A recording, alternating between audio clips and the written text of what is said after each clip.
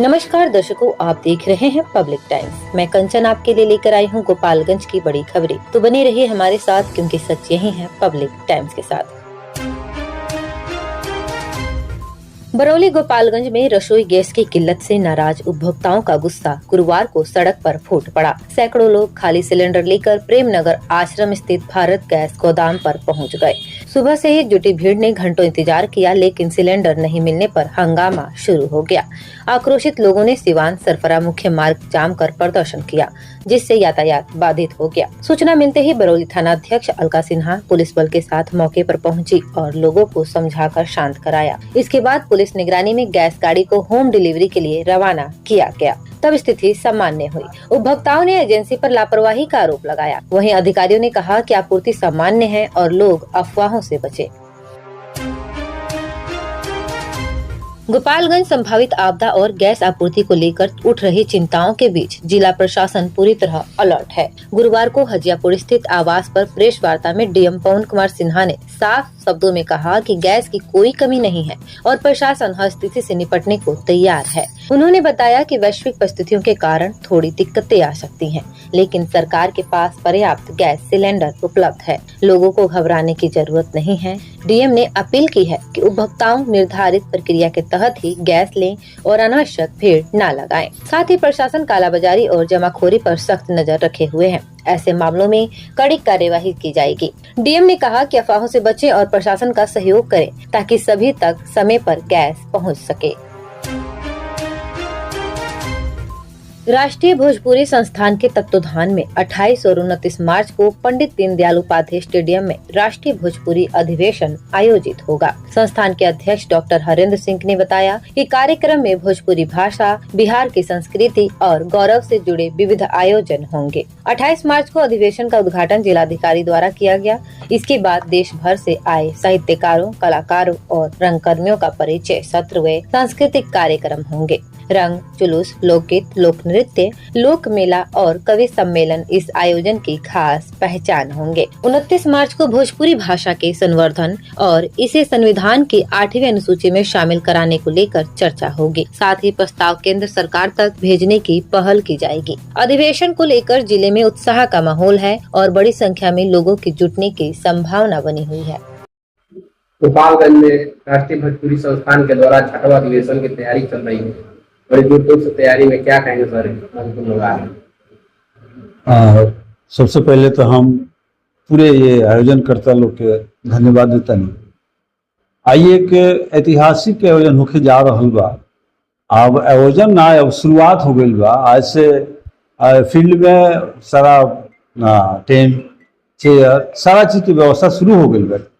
राष्ट्रीय भोजपुरी संस्थान 6वां अधिवेशन जौन बा, ये हमने क्या लगा था कि छपरा, सिवान, गोपालगंज और फिर पटना से होते हुए अब लगा था कि एक हम विदेश तक ले जाए के बाटे, जहाँ पे नेपाल से भी कुछ लोग आवता कि नेपाल में भी कार्यक्रम करावल जाए। एक पीछे एक ही उद्देश्य है कि हम हमार जौन भाषा माई बाजी, ये हमारी भोजपुरी बा, ये हमार संस्कृति बा, ये हमार संस्कार बा, ओकरा के हम कैसे जीवंत रखी और 8वीं अनुसूची में एकरा के कैसे लावे के बा।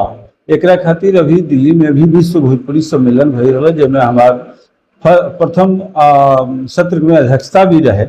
अब वहाँ भी बड़ा बड़ा मनोज तिवारी जी भी आए रहन, चिराग पासवान जी भी आए रहन, हमारा लोग पूर्व लोक अध्यक्षा मीरा कुमार भी आई रही और सनी चौबे जी भी गए रहे। कुचायकोट रामपुर माधो गांव में शराब तस्करी की सूचना देने के शक में 2 युवकों पर चाकू से हमला कर दिया गया। इस वारदात में दोनों गंभीर रूप से घायल हो गए, जिनमें एक की हालत नाजुक होने पर उसे गोरखपुर रेफर किया गया है। जानकारी के अनुसार शशि भूषण यादव और अजीत कुमार गाँव में बैठे थे, तभी यूपी की ओर से बाइक पर शराब ले जा रहे कुछ युवकों को उन्होंने देख लिया। इसी बात पर तस्करों को मुखबरी का शक हुआ। कुछ देर बाद आरोपी लौटे और गाली गलौज के बाद दोनों पर चाकू से हमला कर फरार हो गए।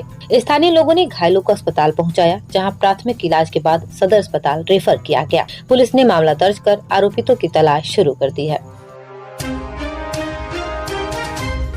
गोपालगंज में रामनवमी के अवसर पर हजियापुर रोड स्थित श्री राम मंदिर से भव्य शोभा यात्रा निकाली गई, जिसमें आस्था का जन सैलाब उमड़ पड़ा। हाथी, घोड़े, आकर्षक रथ और भगवान के रूप में सजे बच्चियों की झांकियां लोगों के आकर्षण का केंद्र रही। पूरे शहर में जय श्री राम के जयकारों से माहौल भक्तिमय हो गया। जुलूस मंदिर परिसर से निकलकर थाना चौक, मनिया चौक, पोस्ट ऑफिस चौक, अम्बेडकर चौक होते हुए पुनः मंदिर पहुंचा। रास्ते भर भक्ति गीतों पर युवा झूमते हुए नजर आए और श्रद्धालुओं का उत्साह देखते बन रहा था। सुरक्षा को लेकर प्रशासन पूरी तरह सतर्क रहा। सभी चौक चौराहों पर पुलिस तैनात रही और ड्रोन कैमरे से पूरे शहर की निगरानी की गई।